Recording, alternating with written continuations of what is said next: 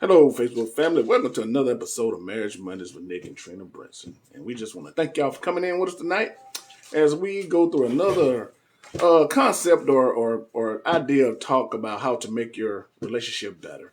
So we just want to thank y'all for coming in as we develop this concept we've come up with tonight. Yep, and so we represent Crown Kingdom Cultural Center. Just want to remind you guys of that. Where our bishop is Finance Bush Jr. and later Denise Bush, and we are the marriage ministry team. And so we hope, looking at tonight's topic, that you'll find it interesting and something that you're wanting to learn about. If you would go ahead and share and like as people start to come in soon.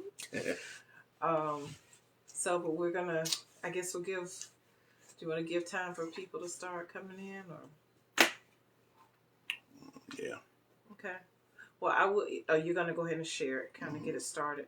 That sounds good. So I will say that it's a busy time of the year.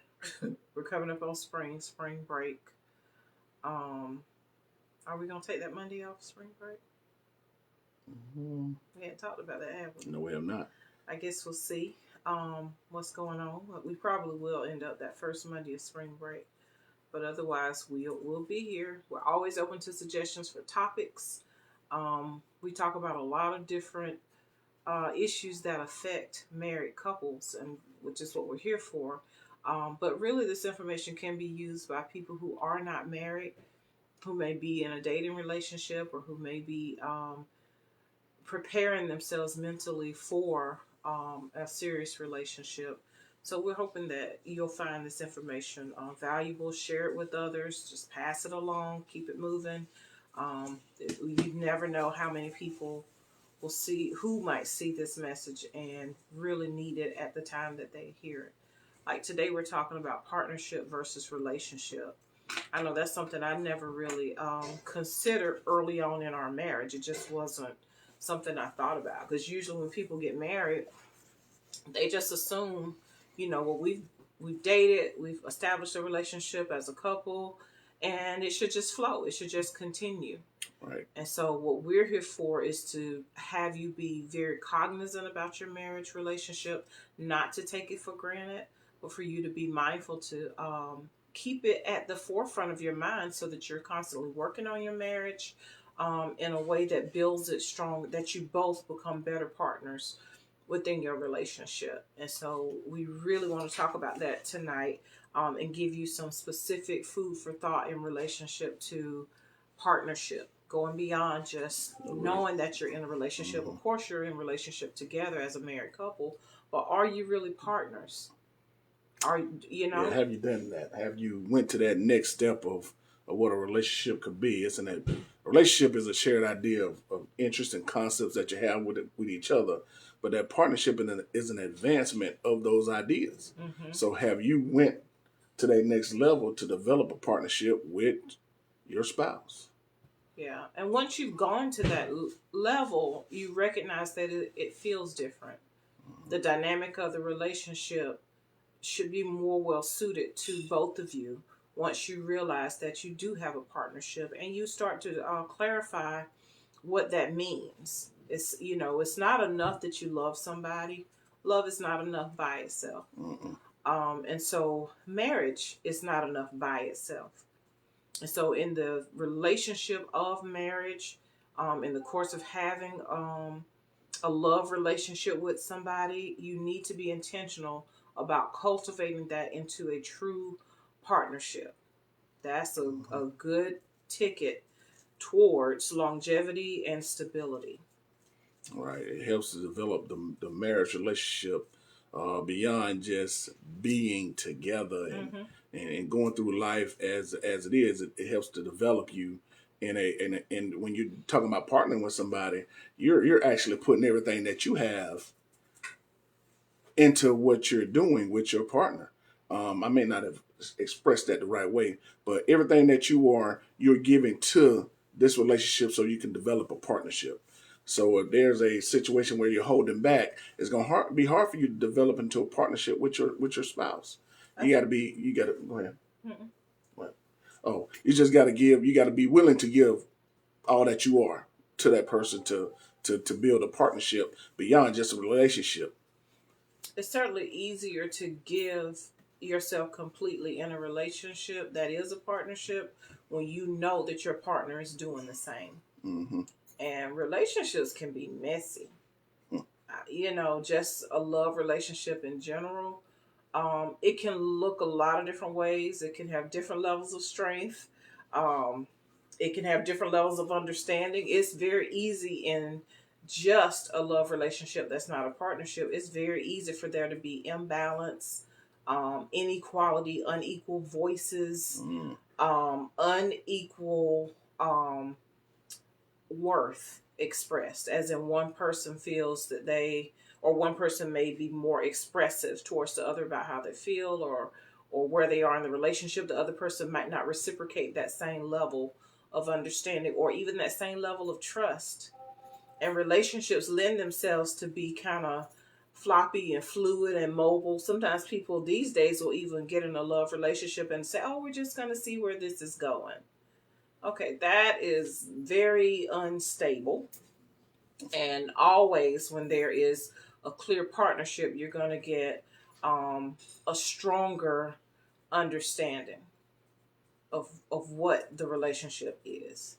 And we were talking about these 2 points in the context of being married, because Right. some people use we're gonna be life partners and Yeah. and not go through the act of getting married and not letting God be first in your life. We're not talking about that kind of partnership. We're talking about the partnership within the concept of being married. Absolutely, because we really don't have anything to say to people that make that choice. That's not what we're here for. That's not what we're talking about. We're coming from a biblical perspective of relationships, marriage.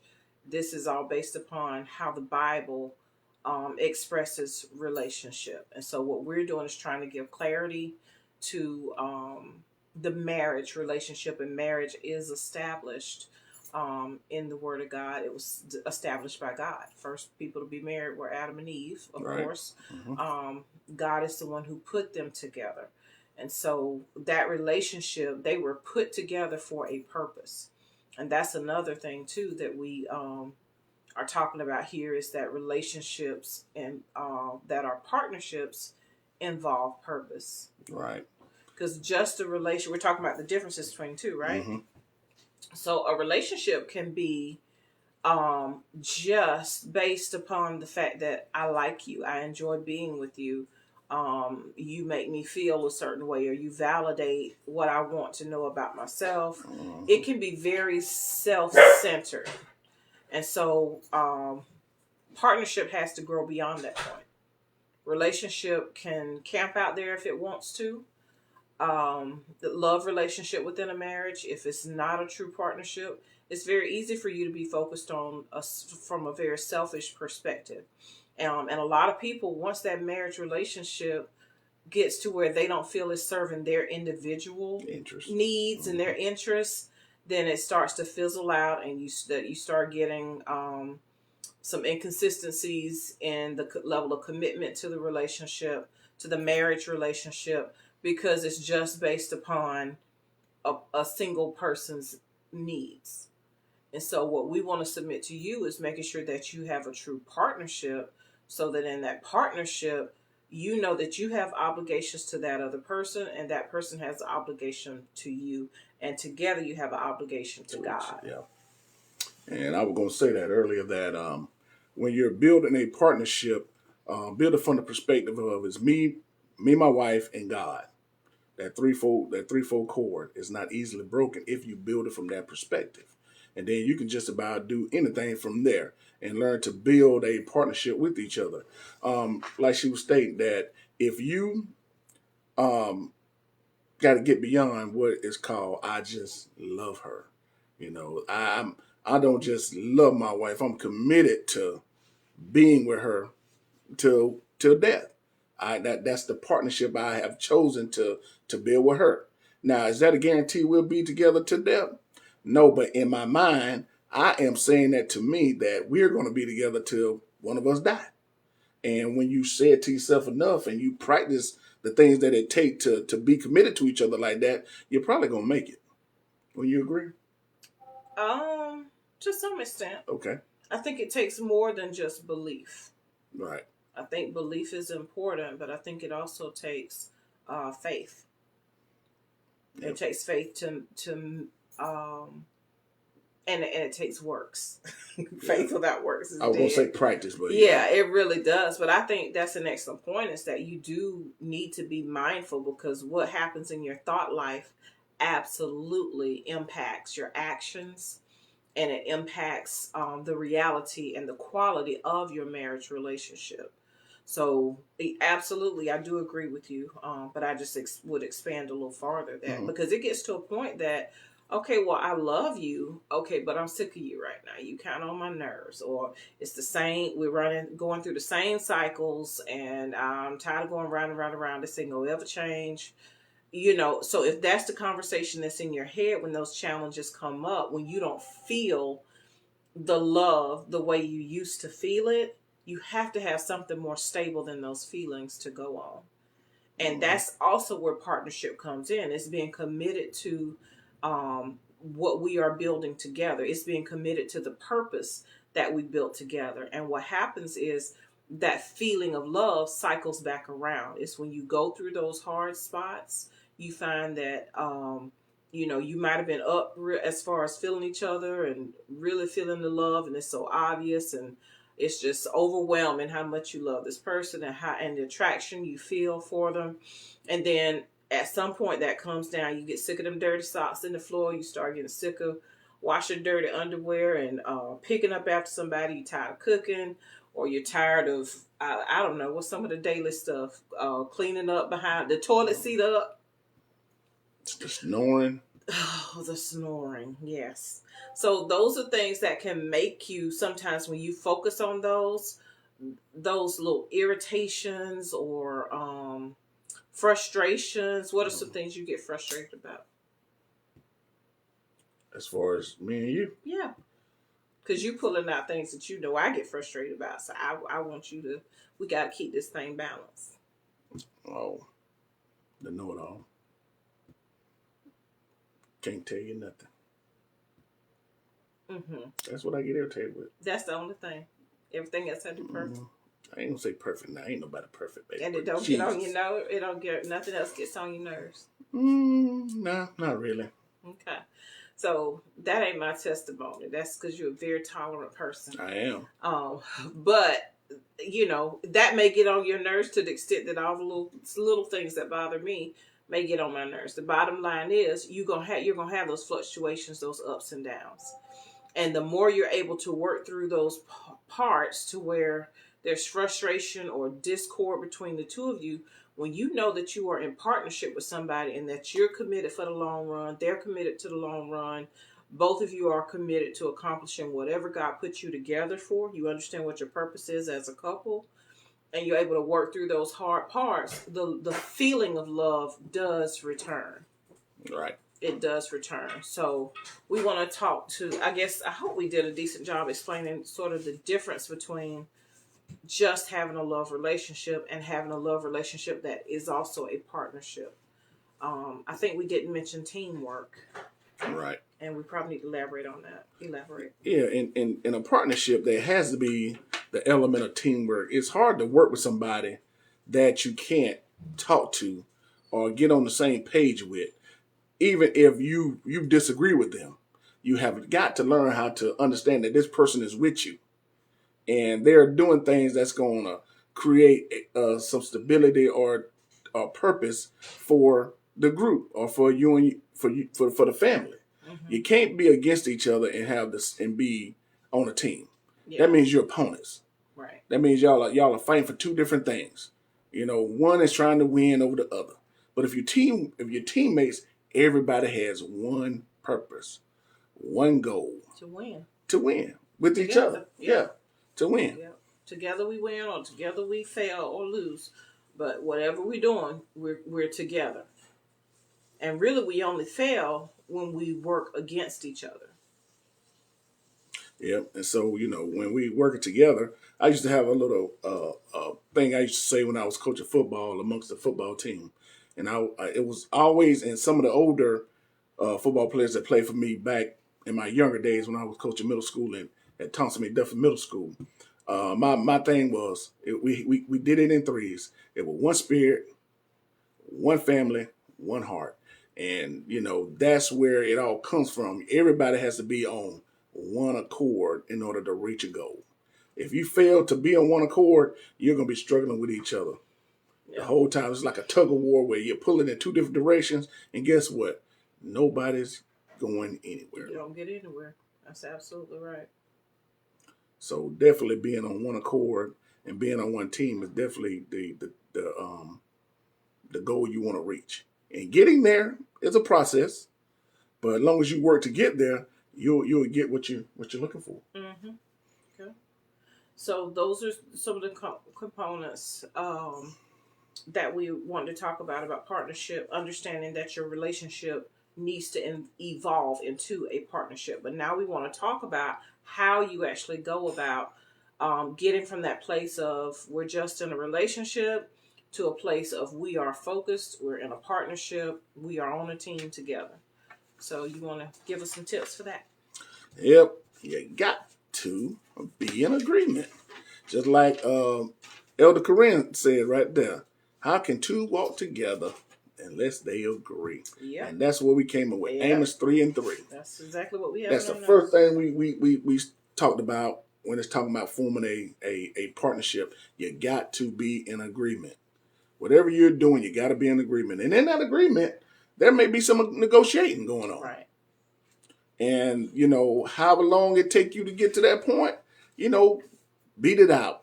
Get with each other. Go back and forth. Do what needs to be done so you can be in agreement. With some skills. Yeah. Because it doesn't do any good if you're fighting over trying to agree. So it takes some skills to learn how to negotiate.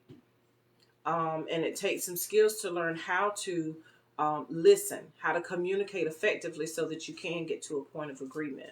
Because if you're dominating the conversation and the other person doesn't ever get the opportunity to respectfully submit whatever they want to say on the topic, then you're not going to be in agreement.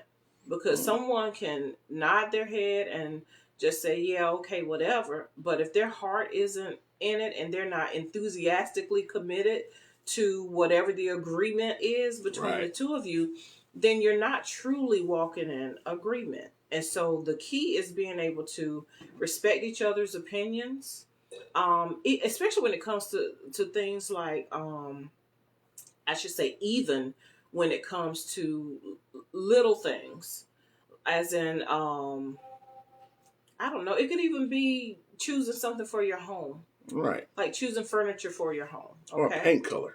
Or paint color. You sound like you got something you want to say about that. Well, I'm just saying, that's some of the things we bounced off of each other about. Choosing a paint color. Okay, we'll talk about it. What you mean talk about it? You sounded like that was a little loaded. Okay. It's not loaded. Okay, I'd go with it if I was loaded. I don't hold back if it's loaded. I tell the people on you. Mm-hmm. Oh, me? Mm-hmm. Yeah, because we got to get some stuff out sometime. But anyway, let's go.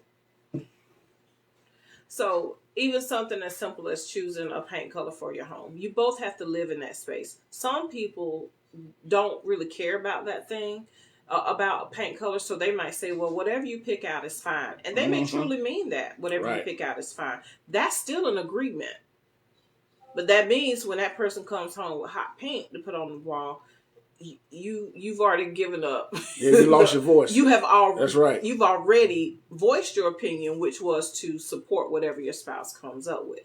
So if you truly care about it, or you're unsure, or you want to know more about it, then that's where you have to learn to negotiate and to share opinions, communicate in a way that your spouse really truly understands. And it might be that, well, I pretty much go with whatever you want to choose. I just don't want anything red. You know what I'm saying? Even that's just a way for you to voice your opinion, and then that other spouse should absolutely respect whatever the agreement was between the two of you. Like the other spouse might say, "Oh well, really, I was thinking red." Okay, then maybe the two of you need to get together, set some time apart, get together, set a time for you both to go look at something. We've done this too. Yes, we have. And actually go look at paint colors or bring some samples home, go through them together, and choose something which may be totally different. You may land on gray or yellow, something you hadn't even considered. So you have to be able to get those negotiation skills. Don't let a paint color bring you to blows. I'm telling you, married couples, sometimes it can just get explosive because you're like, oh, well, this is my space. I have a say so. And then the other person may feel the same way, or they may be passive and then they're unhappy. And then in an argument, it comes out a year later. Well, I hate this ugly paint color you got me living in. It makes me feel bad. Yeah. Mm-hmm. So it sounds petty, but it's really not as petty as it might look. It's very important to be able to walk in agreement, and having a partnership is, I feel like that's the first step, is you have to be able to agree. So get the skills you need to be able to negotiate back and forth, to make decisions together, big decisions and small ones. Yeah. And we came across a concept tonight that I've never even heard about before. And, I'm a health teacher, so I've come across some things about negotiating, win-win situations, and, person that want to do what they want to do and the other person just letting them. But to when I was looking at the information we were discussing tonight, it was a concept called bounce the ball. And it caught my attention because I'm a coach. So, and we were talking about, if we were talking about paint colors, she'll be like, well, I'm thinking about painting the kitchen yellow. Then I might say, well, I don't really like yellow. I might, I like a gold for the kitchen. So then what we could say, okay, well, I like gold. So how do you like that? Well, I really don't like gold. Then you could say, well, how do you like, well, let's come back. You come back with something else. Am I explaining this right? I don't seem like I'm rambling. No, okay. And we then it says, how do you like that? I want to paint the kitchen yellow. Like, how do you like that? Well, I was thinking about a gold. And how do you like that? Well, let's get together, go get some paint swabs and swatches and come back together, and then we can look at them, and then you could pick out, because gold and yellow are very similar in color. So the agreement may be easier in that aspect. You can come with a color that may be called sunflower that both of y'all can agree on. True. Or even choosing a color and using gold accents. You may decide that you both like that. You just can't rule out the possibilities by being so dead set on what you want that you disrespect your partner in their voice and regard their voice as less important. Right. That's where you go wrong. Right. And that helps in the partnership too, seeing the value in what each other brings to the table, and not be so dismissive. I've heard people, in relationships talk to each other, in marriage, not relationships. Yeah. And it's just like, what, you really gonna talk to them like that? And so dismissive. You can see a spirit just kind of lower. You be like, But, unless they ask you for advice, you really don't offer that at the time. But everybody deserves a voice in the marriage relationship. That brings about the partnership. So, and I have to say too, I always try to be mindful and bring up the point that very often in our culture, this American culture, women are socialized not to express their voice. Especially Southern women are often taught to be quiet, to be seen and not heard. And, you can take whatever perspective you want to take on that. But in the home, in your marriage relationship, you have to have a voice. You have to know your spouse well enough to be able to communicate with your spouse. You don't want to be disrespectful, but you also don't want to be silent. It can make you resentful. You can become resentful. You can become miserable in getting into that pattern of silence in your marriage relationship. You are not a partner if you don't have a voice in the relationship. You basically on the level of a child. If you are only allowing your spouse, if your spouse makes all decisions and you don't have a say so, that's not a partnership. You have a marriage relationship, but that relationship is not a partnership if all decisions are being made by only one person in that relationship.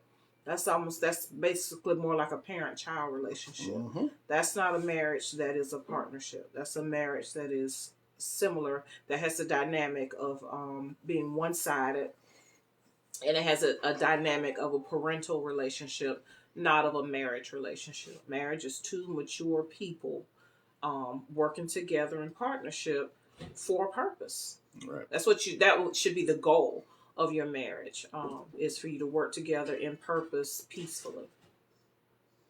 So yeah, that brings about one of the other talking points we want to do tonight. Mm-hmm. Always make things purposeful in your marriage. Yeah, purpose. Yeah, just get to the point where it's just not okay. We're just gonna do this today. Well, why are you doing that? What's your purpose for doing what you're doing?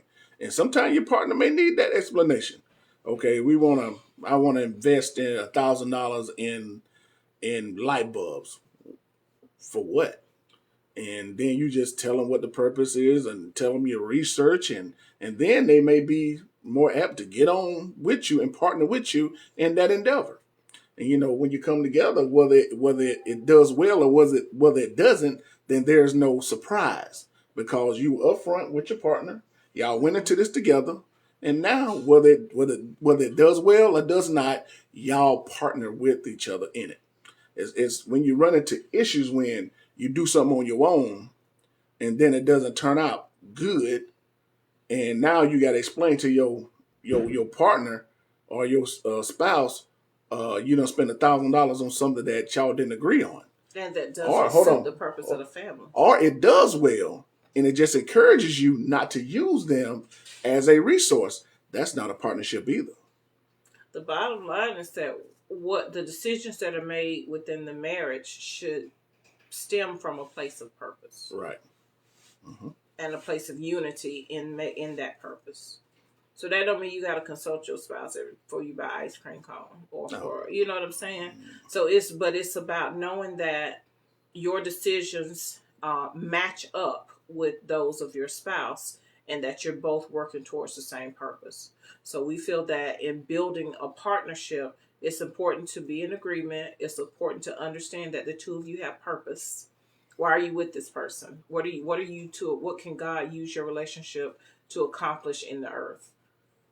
How does God get the glory in your relationship? How is God magnified in your relationship? How is the two of you together stronger than any one of you apart? You should always be stronger in marriage, right? Rather than I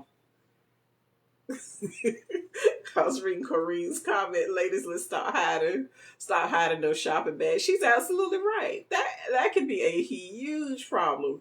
Your shopping should be in line with purpose. It should be in line with agreement in your marriage relationship. If you have stuff you gotta hide, you gotta check yourself first. You have to check yourself first. Why do you feel that you need to hide? Is it because you haven't been honest with your spouse about the finances, or is it that you haven't been honest with your spouse about your spending behaviors? Is it that you haven't accomplished at a level of independence? Because we're going to talk about independence next. Your control over your impulse control. Do you have some issues with what is it called, making impulse purchases? Do you have an issue with always being influenced by what other people have? So because you have self-worth issues, you feel you have to have a certain label on your body or on your car or on whatever, right. Something exterior to make you feel a void that you haven't taken care of individually. So that's what we want to talk about too, is independence. Right. So when you're talking about independence, you can be I'm explaining like this.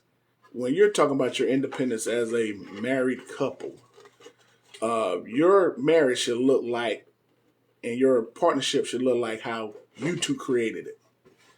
I mean, you could take advice and you could take suggestions from people, reading not scriptures, but reading other people's advice in books, sitting down and talking to people that have been through what you're going through. Mm-hmm. You could take all of that and still create your independent marriage. I think that's one of our things that I like to always put forth to the people that listen to us, to our audience is we give you good suggestions.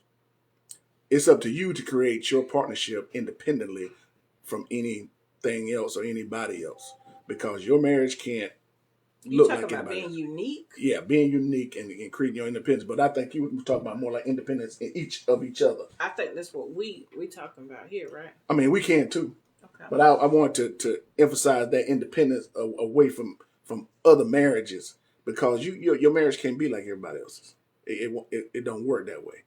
You're independently, you're uniquely and wonderfully made. The two of you, what you bring to this marriage, can't be like anybody else's. Even talking about physically, your DNA is never like anybody else's. But I think that uniqueness comes across with exactly for the reason we have on this paper is that it's important for you to understand as an individual who you are. You never end the process of developing yourself. Right. Being married does not erase who you are.